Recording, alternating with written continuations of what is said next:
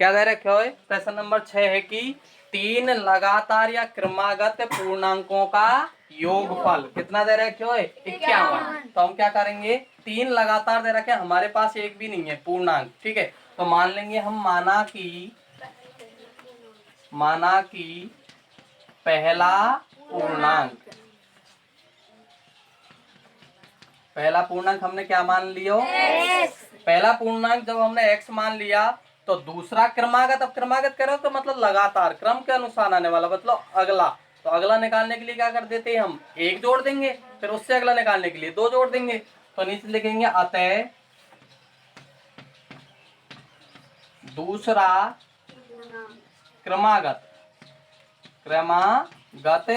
पूर्णांक। तो इसमें कितना जोड़ देंगे? x plus 1। तीसरा, क्योंकि कितने पूर्णांकों की बात हो रही है? 3। तो तीसरा क्रमागत पूर्णांक। अब की बार इसमें कितना जोड़ देंगे? x plus 2। अब क्या दे रखा है प्रश्न में कि इन तीनों पूर्णांकों का योगफल, योगफल का मतलब जोड़ कितना है? 51 है। तो हम क्या लिखेंगे? प्रश्न के अनुसार चलते हैं। प्रश्न में बता रखी है बात की तीनों पूर्णांकों को जोड़ दीजिए। तीनों पूर्णांकों में जोड़ रहे हैं, पहला पूर्णांक x प्लस दूसरा पूर्णांक x प्लस 1 प्लस तीसरा पूर्णांक x प्लस 2 और इनका योग है कितना? x जोड़ते हैं, 1x टोटल कितने x हो गए? 3x प्लस, अब बिना x वाली संख्या को जोड़ते हैं, 1 और 2 3 और बराबर कितना? 51। अब कर देते हैं हम पक्षांतर, x वाली संख्याओं को एक तरफ छोड़ दो और बिना x वाली संख्याओं को दूसरी तरफ ले जाएंगे। तो यहाँ से ये 3 बिना x वाली संख्या किधर की तरफ जाएगी? 51 की तरफ। किसकी? माइनस की। तो 51 में से 3 माइनस, तो 3x बराबर 51 में से 3 गए, जब हमें x का मान चाहिए तो x बराबर 48 में किसका भाग? 3 का बराबर 16। इसका मतलब 16 x का मान, अगर वो हमारा कौन सा पूर्णांक है? पहला पूर्णांक। तो नीचे लिख देते हैं हम अतः पहला पूर्णांक बराबर कितना आया हमारा? 16। दूसरा, उसमें 1 जोड़ देंगे 16 में, तो 16 रे दूसरा पूर्णांक बराबर 17 और तीसरा पूर्णांक, अब की बार 2 जोड़ देंगे 16 में, तो 16 2 18 आंसर। तो 3 क्रमागत लगातार पूर्णांक कौन कौन से आए? 16, 17 और 18। ठीक है।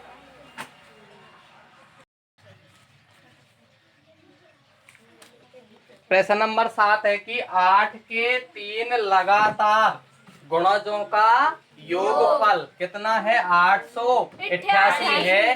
तो तीनों गुणजों को बताइए। हमारे पास एक भी नहीं है, 8 के गुणज है, मतलब 8 का उसमें क्या जाना चाहिए? भाग। तो हमारे पास एक भी नहीं है, तो मानेंगे हम, माना कि 8 का पहला गुणज, 8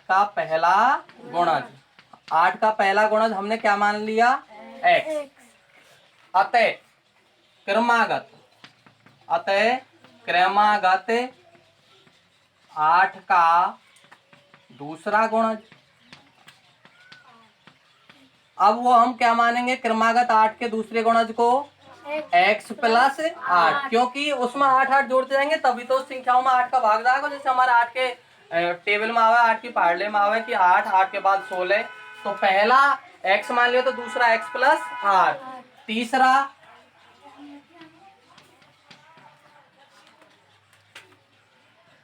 8 का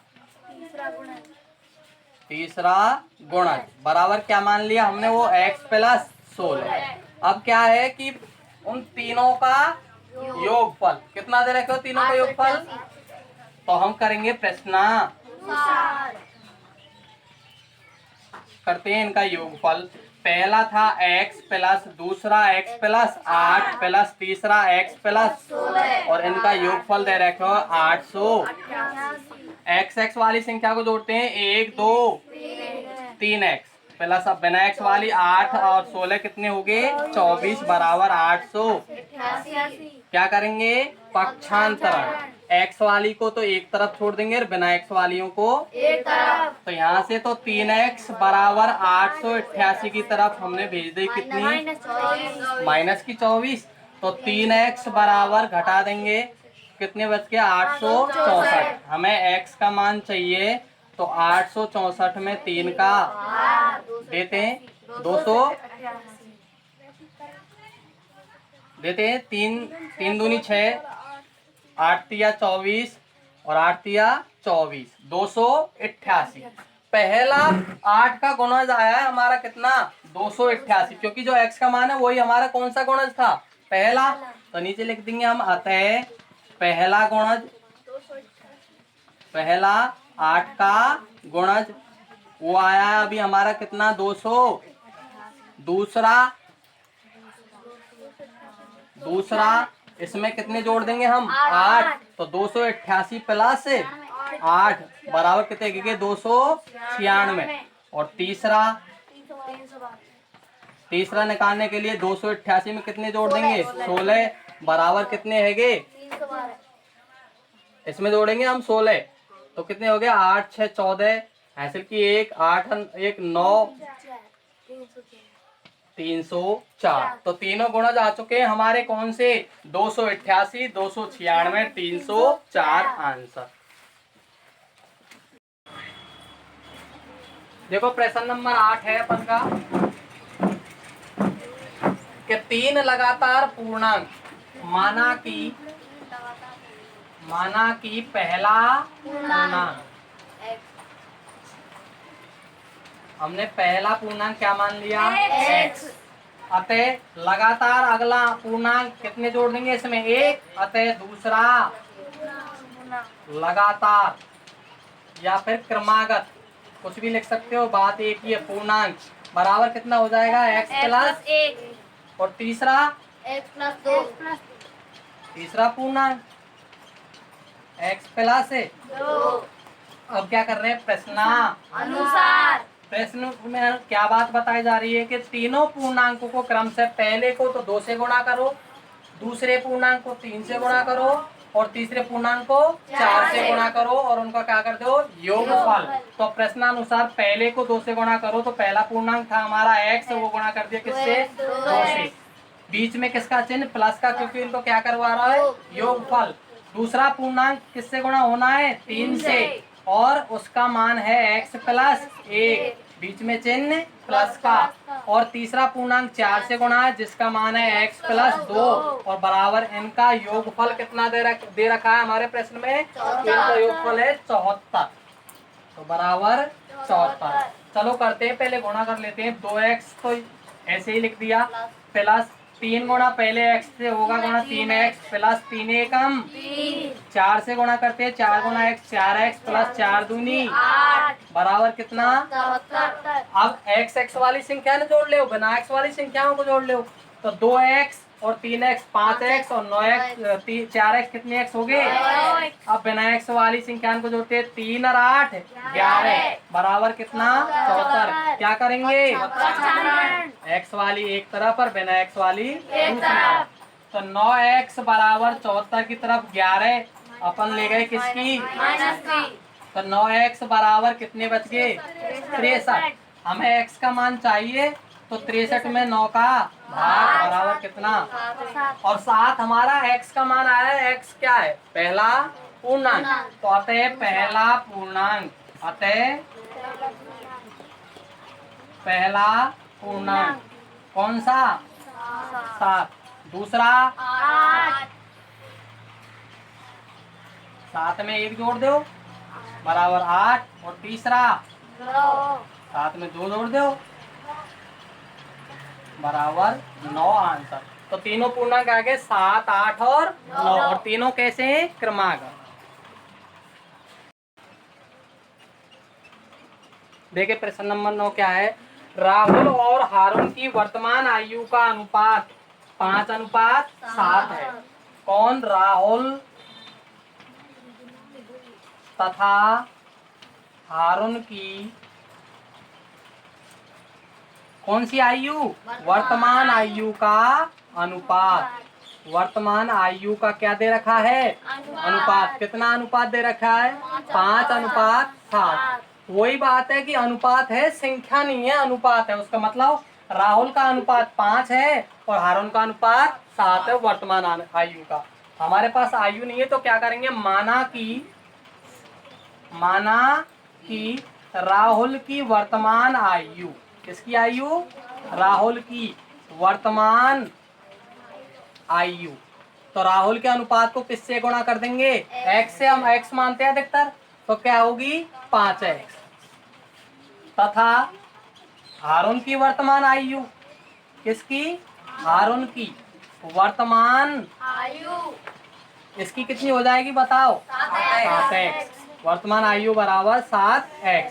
अब प्रश्न में क्या बताया जा रहा है? देखो कि 4 साल बाद दोनों की आयु का योगफल 56 वर्ष हो जाता है। 4 साल बाद, कितने साल बाद? 4 साल बाद। तो 4 साल बाद, 4 साल बाद राहुल की आयु कितनी होगी? 56 राहुल की आयु बराबर कितनी हो जाएगी? 5x plus 4। और हारून की, 7x। इसमें भी 4 साल, दोनों ही 4 साल बड़े हो जाएंगे ने। कितनी? 7x plus 4। अब क्या प्रश्न में क्या दे रखा है कि दोनों की 4 साल बाद की आयु का योग। तो दोनों की आयु जोड़ दो, 5x प्लस 4 प्लस दूसरी है 7x प्लस 4, और उनकी आयु का योगफल कितना है? 56 वर्ष। x वाली संख्या जोड़ो, 5x प्लस 7x कितने? 12x प्लस 4 प्लस 4 8 बराबर कितना? 56। क्या करेंगे? पक्षांतरण। इस 8 को किधर की तरफ लेके जाएंगे? 56 की तरफ। तो यहाँ तो शेष रह जाएगा 12x बराबर 56 माइनस 8। तो 12x बराबर 56 में से 8 गए तो कितने बच गए? हमें x का मान निकालना है, तो 48 में 12 का भाग बराबर 4। x का मान 4 आ गया है। अतः राहुल की वर्तमान आयु 5 गुणा कितनी? 4। तो नीचे लिख देंगे अतः है राहुल की वर्तमान आयु बराबर कितनी? 5 गुणा 4 बराबर 20 वर्ष। और कौन सा है दूसरा? हारून। हारून की वर्तमान आयु बराबर कितनी होगी? 7 गुणा 4 बराबर 28 वर्ष। तो राहुल तो कितने साल का? 20 वर्ष का, ठीक है। और हारून कितने का? 28 वर्ष आंसर। तो एक की आयु 20 वर्ष, एक की आयु 28 वर्ष। प्रश्न नंबर 10 है हमारा कि किसी कक्षा के बालक और बालिकाओं की संख्या का अनुपात। तो कक्षा में बालक तथा बालिकाओं की संख्या का अनुपात कितना दे रखा है? अनुपात है हमारे पास 7:5। अनुपात दे रखा है, न की संख्या। अब हम मान लेंगे कि माना की कक्षा में बालकों की संख्या, माना की कक्षा में बालकों की संख्या। तो जो बालकों का अनुपात है उसको किससे गुणा कर देंगे? x से। बराबर कितना है? x 7x। तथा बालिकाओं की संख्या, बालिकाओं की संख्या कितने x हो जाएगी? 5x। अब अपन यहाँ ये बात पता चल रही है कि 7x तो बड़ा है और 5x छोटा है। इसका मतलब बालक ज्यादा है किनकी तुलना में? बालिकाओं की तुलना में।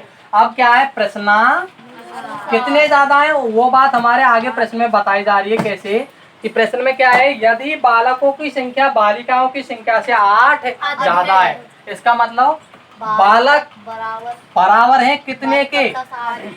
बालक बराबर है कितने के? अगर बालिकाओं में कितने जोड़ दें हम? मतलब बालिका प्लस 8। प्रश्न कहने का मतलब ये है कि अगर हम बालिकाओं की संख्या में 8 जोड़ दें तो दोनों ही आपस में कैसे हो जाएंगे, बराबर।